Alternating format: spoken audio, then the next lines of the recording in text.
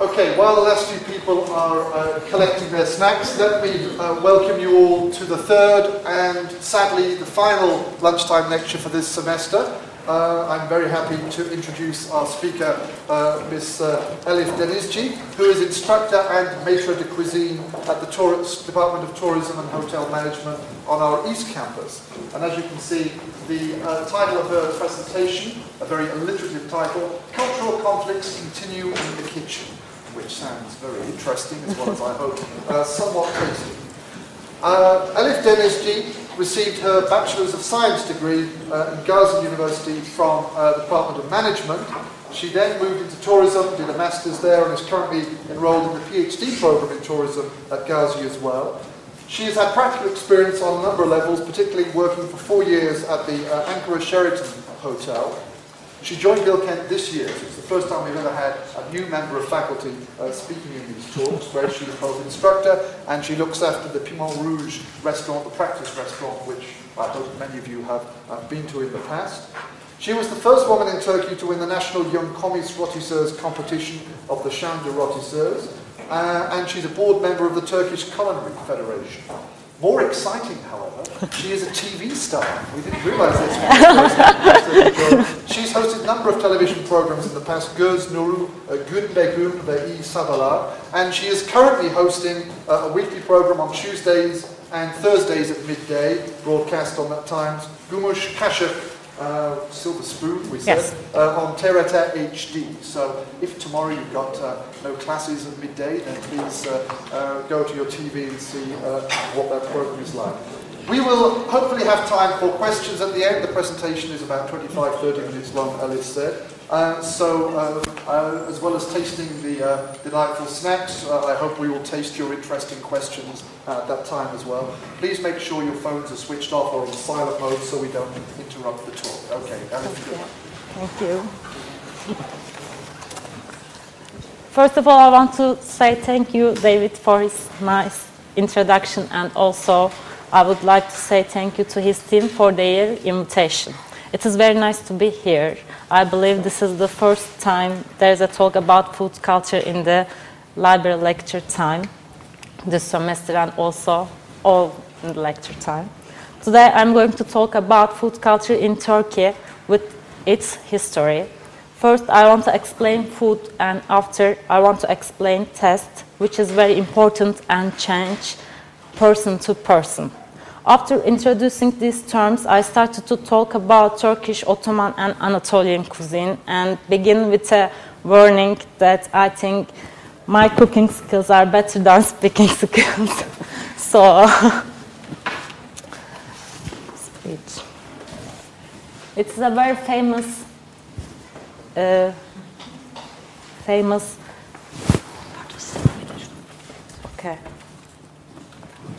gastronom Brilliant Severin said that, tell me what you eat and I will tell you who you are. And so we should explore the history of food to understand how it shapes us and our culture. Gastronomy is exploration of culture through food. What we consume, how we acquire it, who prepares it, who's at the table and who eats first, are the basic sign of the communication in a society. Or we can say in another way, beyond merely nourishing the body, what we eat and with whom we eat can inspire and strengthen the bonds between individuals, communities, and even countries. Many cultures have a recognizable cuisine, a specific set of cooking tradition using various spices or a combination of flavors unique to that culture, which evolves over time. Other differences include preference, such as hot, cold, or spices, and practices the study of which is known as gastronomy. Many cultures have diversified their foods by means of preparation, cooking methods, and manufacturing. This also includes a complex food trade which helps the culture to economically survive by way of food, not just by consumption. Various cultures throughout the world study the dietary and analysis of food habits. Food is eaten and typically enjoyed through the sense of taste, the perception of flavor from eating and drinking, certain tests are enjoyable than others for evolutionary purpose. Tests varies greatly from nation to nation, which is caused of differences in climate, geographical settings, agriculture, economy, cultural level, and method of protection. Although kinds of means, way of cooking and serving them, feasts, and the material used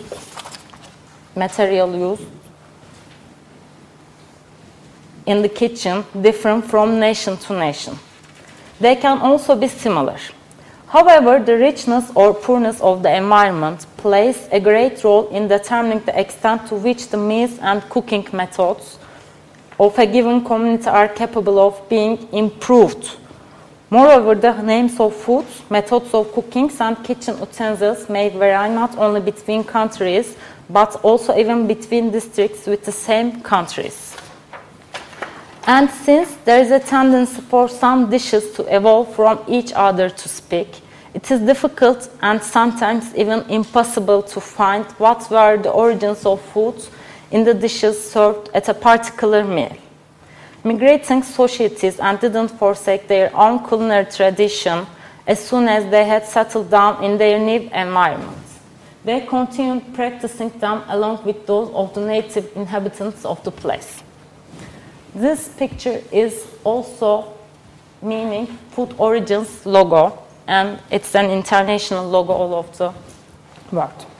In time, the two societies living together would converge in this respect and prepare new foods together. For example, the native people of Anatolia and the Turks, who came from Asia centuries before, jointly discovered about potatoes in the 19th century. These factors deserve to be remembered when the food culture of any society or nation are being studied. According to many food experts, Turkey possesses an extraordinary wide food heritage. Indeed, you can find a chef or gourmet in every kitchen. But the point is, what brand should we use to market Turkish cuisine? Is it Turkish, Ottoman, or Anatolian? Are these the same, or do they refer to entirely different traditions? Turkish cuisine is largely the heritage of Ottoman cuisine, which in turn can be described as a fusion and refinement of Central Asian, Middle Eastern, and Balkan cuisines. Turkish food has both influenced and been influenced by other people. This is a reciprocal relationship. The foods, cooking utensils, fruits, and nuts, plants, etc. are not only the invention of Anatolian people, they were also influenced by neighboring nations. Turkish cuisine is often regarded as one of the greatest in the world. Its culinary traditions have successfully survived over 1,300 years for several reasons, including its favorable location and Mediterranean climate. The country's position between the Far East and the Mediterranean Sea helped the Turks gain complete control of major trade routes, and an ideal environment allowed plants and animals to flourish. Such advantages helped to develop and sustain a lasting and influential cuisine. As culture exists in a state of constant interaction, and culinary culture is a part of the total culture, it cannot exist outside the influence of the culture which surrounds it. From the time the Turks left Central Asia until their settlement in Anatolia, they interacted with various cultures. The fact that during their period in Central Asia, their cuisine shared similar elements with those of their neighbors, the Chinese, indicates that there was interaction between these two opposing elements. During their migration to Anatolia, the Turks took advantage of the eating habits and ingredients present in the countries in which they stayed. The evidence of influence from Iran and the Arab world survived even until the Ottoman became a world empire. Following the Turk settlement in Anatolia, and especially throughout the Ottoman period, exchange with both Eastern and Western cultures continued. These interactions were based chiefly on conquest and political relationship, such as marriage. In the areas they conquered, the Ottomans became acquainted with new products or began producing many different plants on these fertile lands. Crop accounted for the first time or nearly entering production were taken to large cities where they contribute to the development of the inhabitant tastes. Anatolian cuisine is fusion and refinement of Central Asian and Balkan cuisines through many centuries. Aside from general specialties that can be found through Anatolia, every part of this geography has many region-specific ones. In the late 13th century, the Ottoman state founded into northwestern Anatolia, developed rapidly, and grew into a great empire, taking the place of its predecessor, the Byzantine Empire, and whipping it from the map. The Ottomans became a great political presence as well as the most powerful representative of the Islamic world. People from regions quite remote from each other and from different ethics and cultures were gathered together under a single political umbrella. Spreading over 3 continents, the Ottoman Empire thus blended with many different cultures and, as in every area, so in the areas of food and drink as well, found itself in cultural exchange with them. Parallel to the development and growth of the Ottoman Empire, the cuisine of the palace also showed great development, and the gathering of high-ranking palace residents became one of the most important social activities of the period. This gave rise to the development of extremely rich and delicious dishes which displayed all the creativity and skills of cooks. Sultans and state officials, in order to feed and hold feasts for foreign guests, ambassadors, and other palace guests, had their cooks develop certain recipes. Of those working in the palace and mansions of chefs were among the most beloved. French statesmen asked permission to retain the chef which Sultan Abdulaziz took with him on his visit to Paris. During the rise of the empire, the Ottomans added the cuisine of every area they conquered to their own cuisine. Thus, the cuisine of Ottoman Palace and Istanbul in particular became even richer during this period. To reach its peak in the 18th and the 19th centuries, when the empire was moving into faster decline. The cuisine of the palace may be considered the zenith of Ottoman culinary culture. This cuisine display a structure basically dominated by Turkish eating habits, through with other contribution as well. For this reason, we must see them as culture brewed by nomadic Central Asian Turks, which were developed and enriched by various influences as they settled and spread through Anatolia. Thus, Turkish cuisine and palace cuisine in particular, in a cuisine under the influence of Chinese, Iranian, Arab, Byzantine, European, and Mediterranean worlds. Doubtless, the influence was two-sided. The Ottoman use of knowledge from various cultures was matched by the transmission of Ottoman dishes into the cuisine of many societies. Examples of this mutual give and take are plain to see in many works. As eating and drinking habits are one of the slowest areas of culture to change, the mentioned interaction took place over a long period adaptation. Thus, the fact that ingredients originating in America, such as potato, tomato, corns, and grain beans, took centuries to spread throughout Ottoman lands shouldn't be surprising. Certain distinguishing and noteworthy features of the Ottoman palace culinary culture should be mentioned. These are the same time covered by the general characteristic of Ottoman folk cuisine and even by the culinary culture of the Islamic world. Consequently, it must be stressed that the distinguishing features mentioned here are those that emerge upon comparison with the Western world.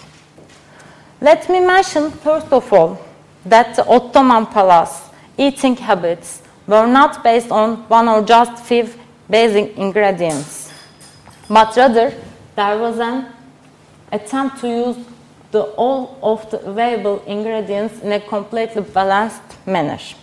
We know, for example, that in the Far East, Southeast Asia, India and Iran of the Middle and Modern period, rice region supreme despite regional differences.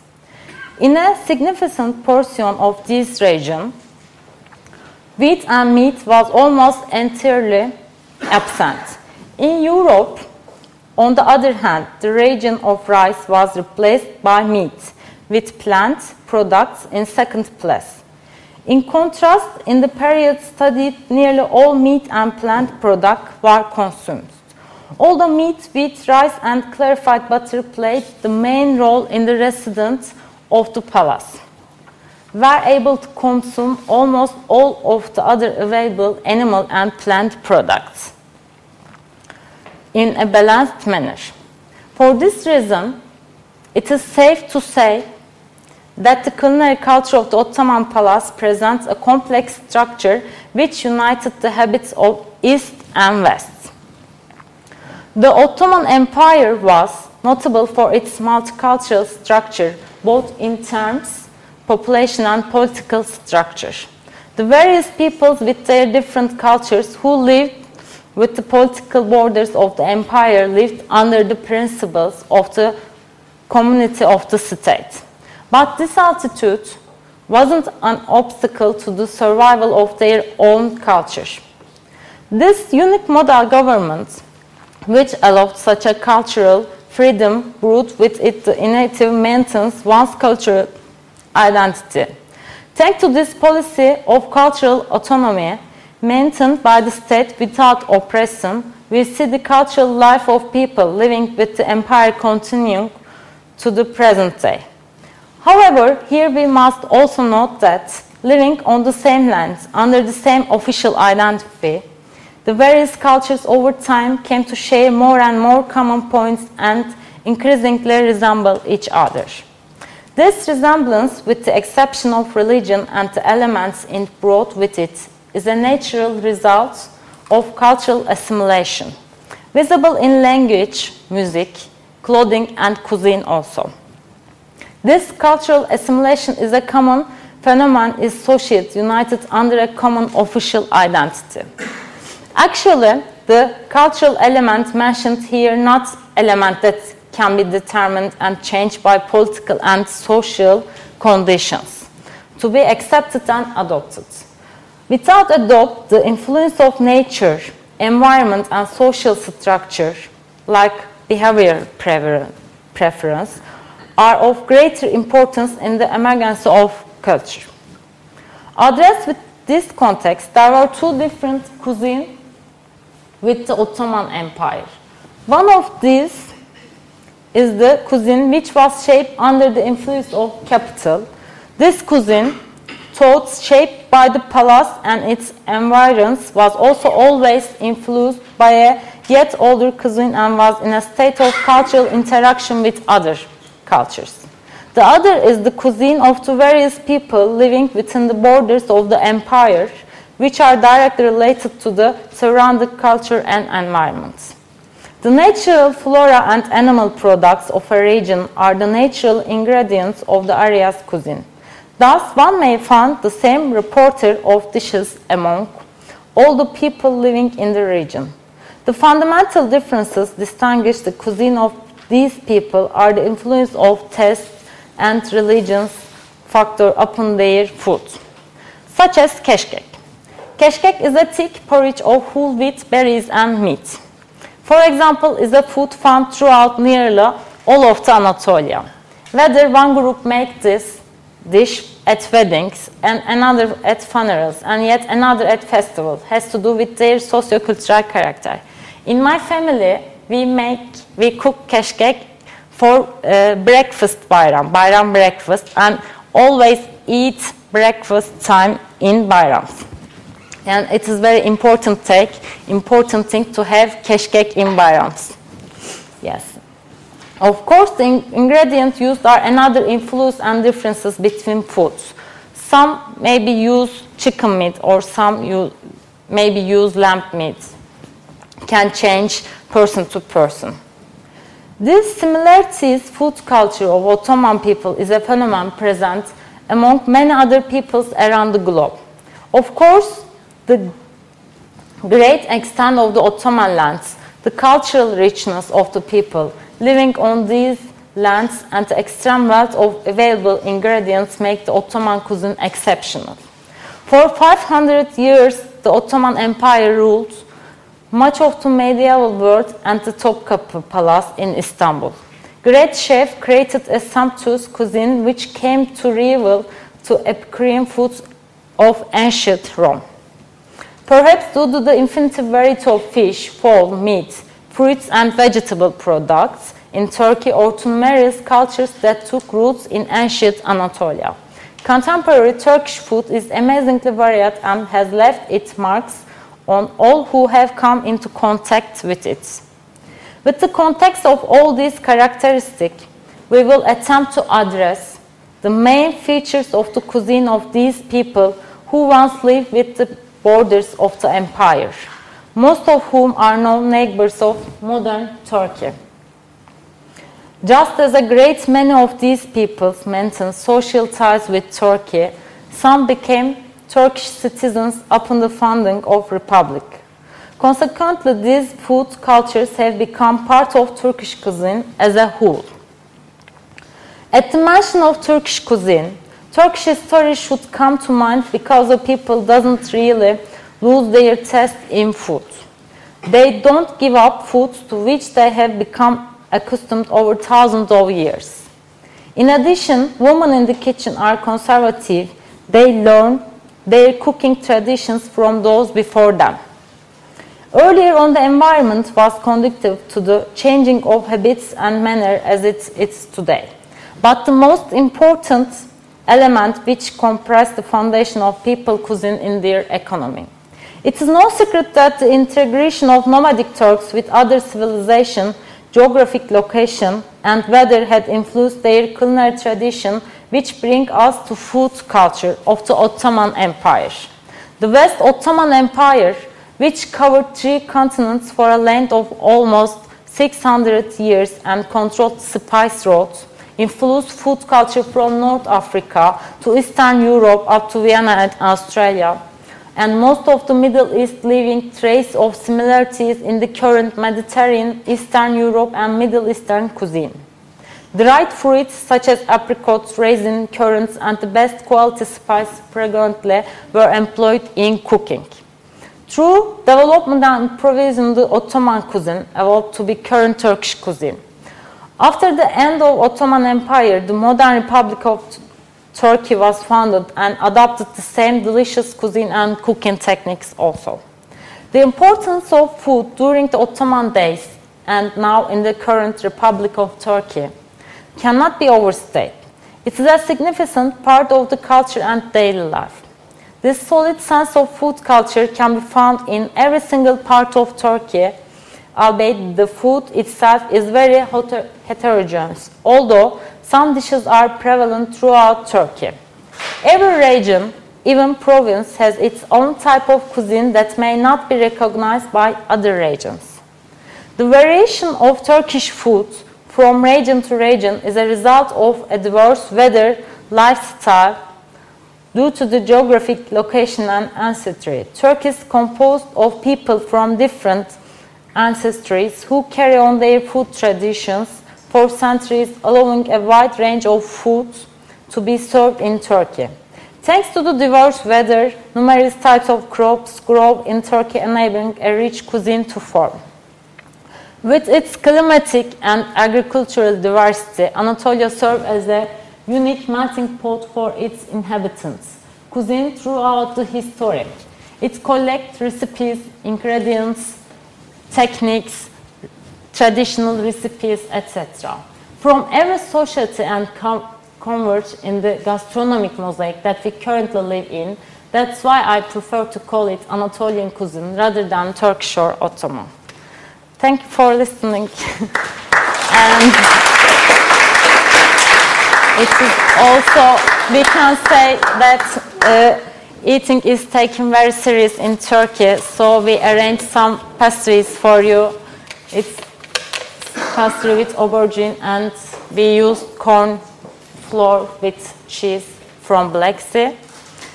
And we can say about aubergine, so we have to say, I think, there is at least 15 recipes about aubergine dishes in Turkey. So thank you again.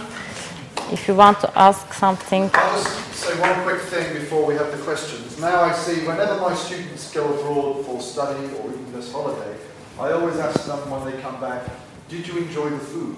And usually they say no. Oh no, I like English food. Now I can see why, because there's such a great variety and diversity, and obviously people like what their mother makes, what Anna makes in a sense. But when you come from such a rich cuisine, then obviously, particularly fish and chips, it's perhaps not quite the same. I can see that one. Okay, we have time for questions and also time to continue with the snacks if anyone is hungry. I'm quite hungry myself. But firstly, any questions for Elif? Yes. Yes, so thank you very much for this delicious presentation. Thank you. I'm addressing the title of your talk, Cultural Conflicts. One thing which has, since I first came to Turkey, fascinated me is the way in this country rice and potatoes are served side by side, whereas I come from a tradition where these are two mutually exclusive foods. One has either potatoes or rice, but not the two together. And obviously this is coming from something different, since the potato is the outsider here. Can you explain to me why these two are served together? Yeah, we use them for side dish near the main course, and we like varieties also I talk about. So we use in the kitchen together and in our table. I think Indian cuisine also you can combine potatoes and rice and things like that. So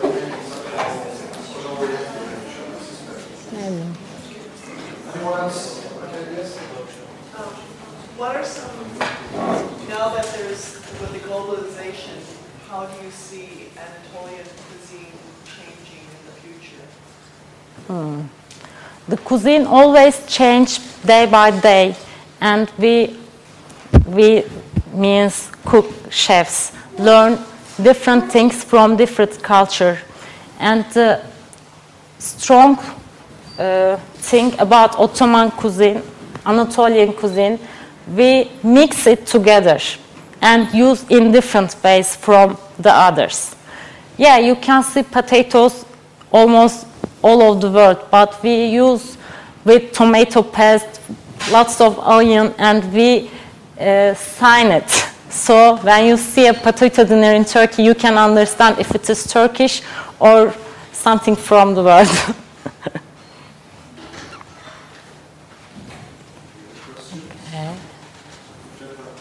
This is more of a, not a culture conflict, but a generation conflict. As a young chef, what do you think about the move towards fast foods with the younger generation as opposed to foods that you prepare? Excuse me, can you say again? More and more we're moving towards fast food. Yeah, fast food. Quick to prepare foods in many households. Yeah. As a chef, what do you think about that move towards quick eating? I don't like eating fast, but it is necessary because the world we live, we have to hurry up all the time, and we eat hurry dinner, hurry for breakfast, hurry for lunch. But it will change, I think. Now we have slow food, so people try to understand what they eat. People try to understand how it's cooked and where it's come from. Now it's important to understand dishes in our tables. So fast food is always can be eaten in the world, but there are lots of different types of eating habits, and we can change all habits in the world, I think. So you're optimistic? Yes, we need fast food and slow food together. Yes. And actually, mine is not a question, but a remark. I felt so happy and nostalgic when you mentioned keşke in the part of the Bayram tradition. Evet. And I'm happy and optimistic too, because you are so young and we share the same memory of Bayram eating keşke. Yes. In the childhood, so it's, I mean, fast food cannot beat this. Yes, my sister works in Strasbourg. Every year I go there to cook keşkek on Bayram, so it's important for me. And I connect with this fast food and culinary habits and richness. Well, in the Turkish media, there is a very interesting change over 5 years, maybe. The weekend parts of the newspapers, widely read newspapers especially, include many pages dedicated to cuisines, culinary arts, variations from chefs and this is Lots of TV shows.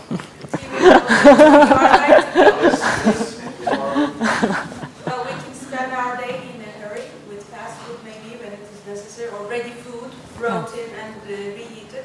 But meanwhile, there is an increasing interest To food. in the culinary arts of a variety, not only Turkish, but Yes. all over the world. It's nice to see. Yes.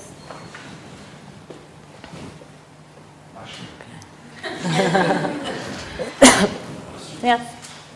Thank you for your presentation, and I'm also wondering whether you have any recommendation about how to export Turkish cuisine to other countries.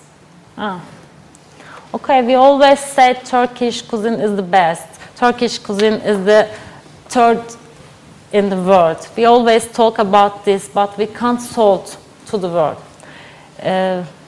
I think we have to study about our food culture, and first of all, we understand what we have, and then we have to talk and tell the people the truth of our food culture. When we go abroad, our young chefs try to do best risotto, but they don't need to make best risotto. They need to make best aubergine from Turkish cuisine, so they can talk about their food culture in abroad. So we can sell our culture, maybe. Thank you. I will ask one Turkey question. If you live in less step. Is Turkish coffee Turkish or Anatolian? Because everybody who has been abroad from Turkey has heated debates with Greeks about Greek coffee, Armenians, coffee. And also secret coffee on the menu, in a secret restaurant. Does anyone know whether Turkish coffee is Turkish or Arabic? Because of its cooking style, or would you call it Anatolian? I heard that when we go to Vienna, we take their coffee and try to cook in different ways. So in Turkey, we found Turkish coffee, but it comes from Vienna. So it's an adaptation. Yes, it's an adaptation. When I was finishing my PhD in Cambridge many years ago, and I was sitting on someone's floor, everything was on the mainframe computer there.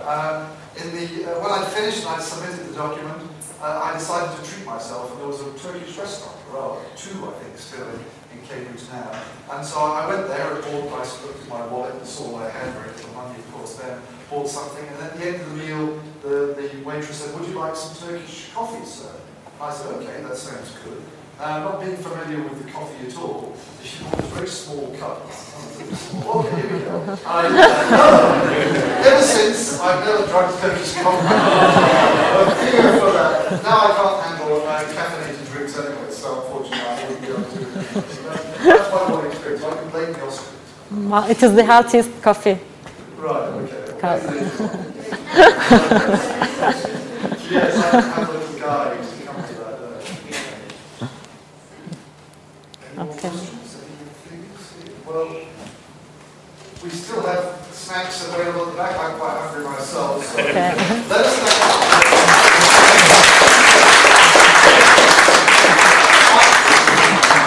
also like to take this opportunity quickly to thank the team from the library who work very hard to get these lectures going, Tulku, Hakan and others.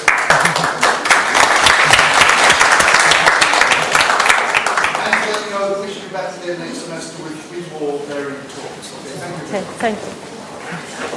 So I'm very young.